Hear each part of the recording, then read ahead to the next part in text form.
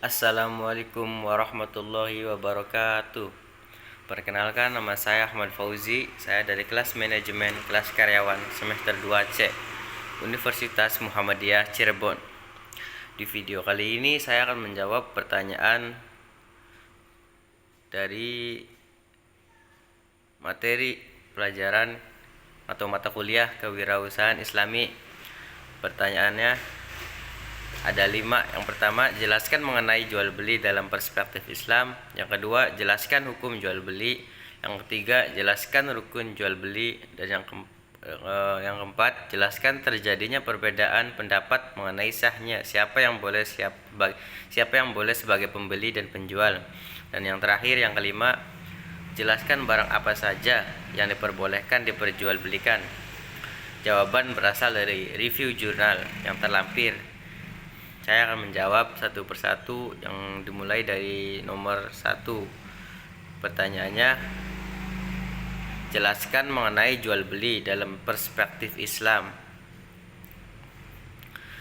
Jual beli dalam perspektif Islam berorientasi pada saling menguntungkan.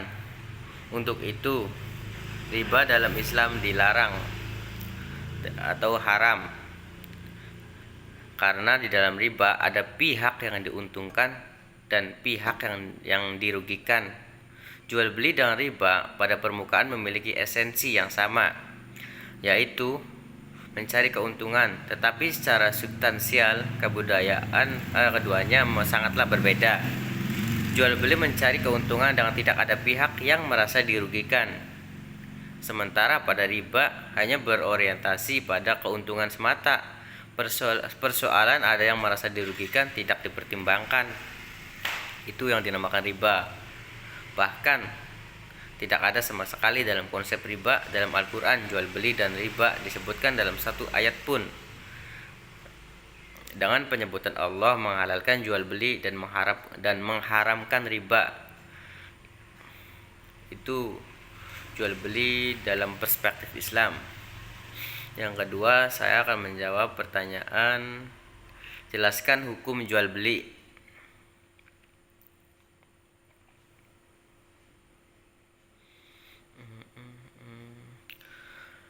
Abdul Al-Rahman dalam karyanya mengatakan bahwa hukum jual beli bersifat kondisional, yakni bisa al-ibahah yang dalam kurung boleh, wajib, haram, dan mandub. Al-ibahah merupakan hukum dasar dalam jual beli, yakni jual beli hukumnya netral. Karenanya bisa jatuh ke makruh, sunnah, wajib, dan bisa juga haram, bergantung latar belakangnya. Seseorang melakukan transaksi dengan tidak bermaksud apa-apa, hanya sekedar iseng, hal itu dihukumi al-ibahah. Sama halnya dengan sebuah tindakan dalam pandangan sosiologi. Dalam ilmu sosial, tindakan dapat dikelompokkan pada dua hal. Yang pertama, tindakan biasa, dan kedua, tindakan sosial. Tindakan biasa, sebuah tindakan yang dilakukan tanpa ada niat melibatkan orang lain. Misalnya, seseorang mahasiswa pulang kuliah menendang-nendang botol aqua hanya sekadar iseng. Lain halnya jika menendang-nendangnya ada niat agar diperhatikan orang lain. Nah, tindakan ini dapat dikatakan sosial. Pemahaman Abdul Al-Rahman dalam memahami hukum jual beli al-ibahah didasarkan pada hadis riwayat Muslim dan artinya, dan Allah telah menghalalkan jual beli dan mengharamkan riba. Surat Al-Baqarah ayat 275. Hai orang-orang yang beriman, janganlah kamu saling memakan harta samamu dan dengan jalan yang batil, kecuali dengan jalan perniagaan yang berlaku dengan suka sama suka di antara kamu. Dan janganlah kamu membunuh dirimu, sesungguhnya Allah adalah Maha Penyayang padamu. Surat An-Nisa ayat 29.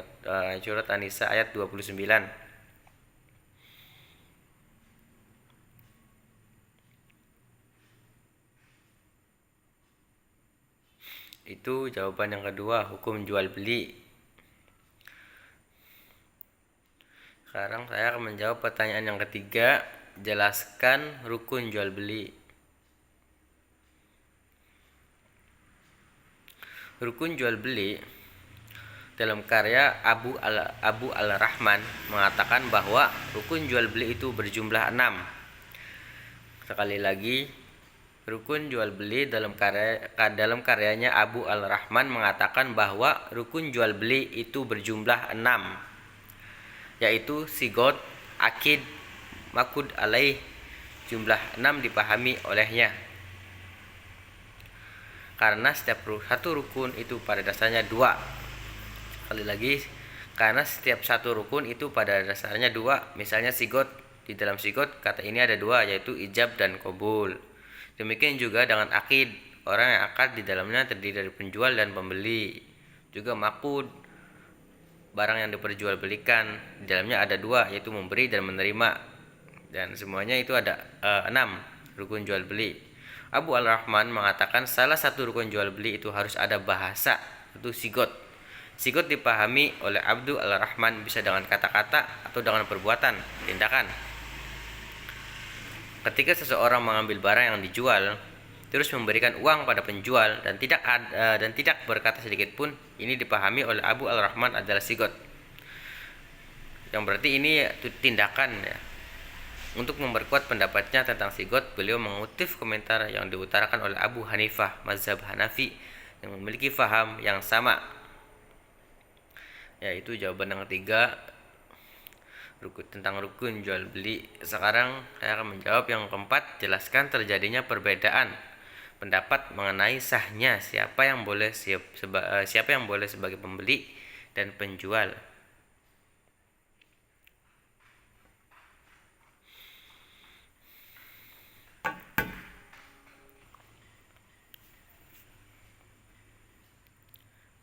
Ya, saya akan menjawab pertanyaan yang keempat. Agama Islam membolehkan siapapun untuk secara bebas menukar atau jual beli barang dan jasa, dan merupakan hal yang sangat dilarang dalam Islam bagi siapapun mengambil barang milik orang lain dengan cara yang tidak adil atau batil.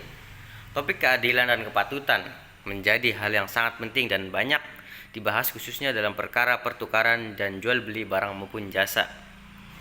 Cara-cara yang batil dalam pertukaran yang dilarang dalam Islam dapat berupa tindakan di bawah ini: perjudian, praktik riba, ketidakjelasan dalam persetujuan yang dapat dimanfaatkan oleh salah satu pihak, penipuan, pengukuran yang salah, pencurian, dan penyuapan.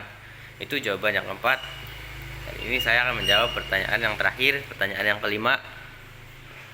Jelaskan barang apa saja yang diperbolehkan diperjualbelikan. Dalam Islam, tidak semua barang dapat diperjualbelikan. Ada beberapa kriteria yang harus diperhatikan. Pertama, ada manfaatnya. Kedua, suci. Dengan demikian, secara umum barang yang tidak ada manfaat dan najis atau salah satunya dihukumi tidak sah diperjualbelikan. Taqi al-Din Abi Bakar Muhammad al-Husini 241. Lalu bagaimana dengan benda yang mutanajis? Tentu barang yang mutanajis boleh diperjualbelikan dengan catatan telah disucikan.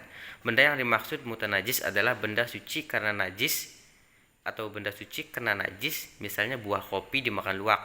Kopi yang dimakan luwak kemudian menjadi kotoran luwak dan tidak hancur, tapi bentuknya biji kopi, boleh dijual belikan setelah disucikan.